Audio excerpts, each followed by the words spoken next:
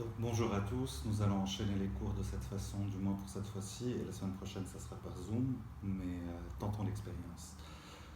Donc vous avez déjà essayé de commencer le document avec la fiche guide et vous étiez à la première section de ce document qui concerne la définition du Parnasse.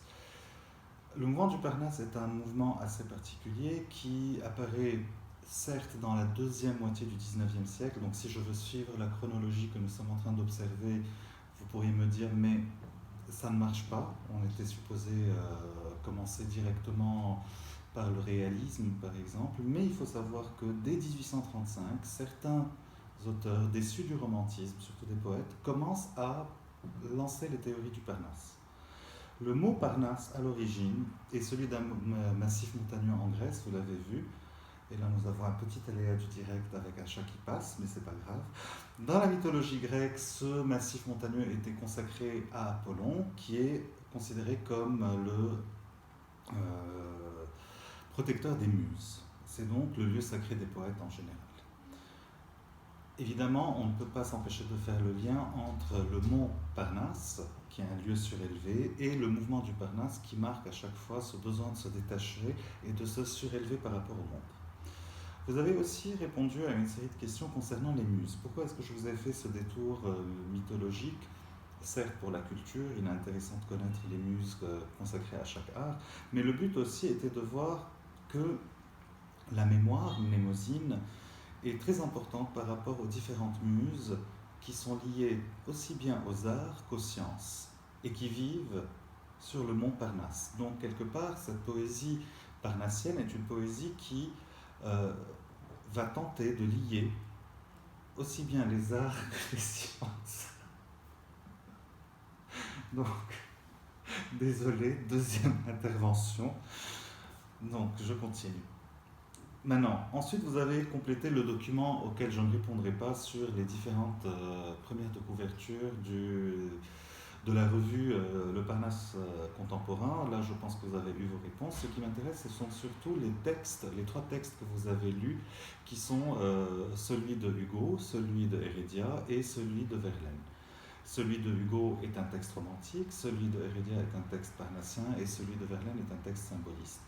Évidemment, ce qui m'intéresse, c'est de voir en fait comment un même thème, qui est celui du soleil couchant, est traité par ces trois poètes complètement différents.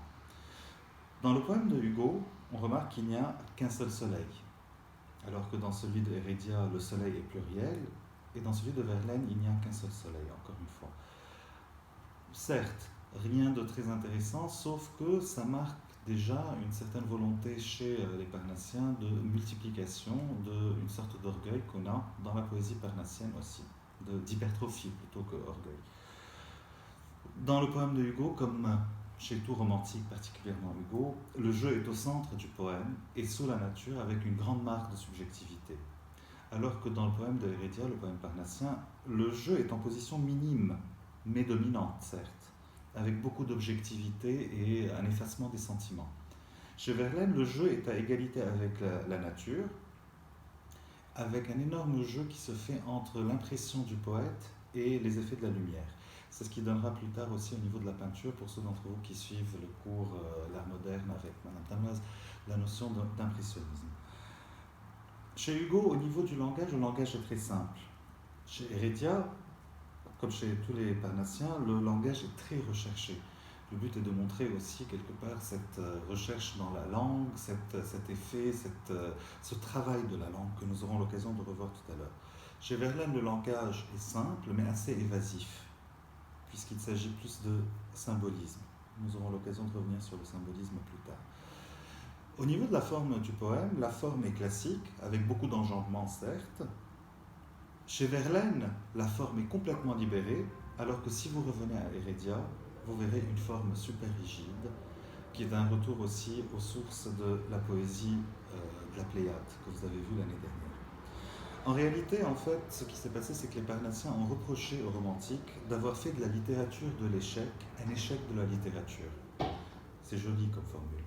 Ils proposent une poésie à ce moment-là qui n'est plus une poésie lyrique, mais une poésie descriptive, archéologique, historique, qui prend naissance dans la recherche du pittoresque, qui existait déjà chez les romantiques, mais en même temps dans la recherche de monde disparu de l'Antiquité ou d'un monde du passé.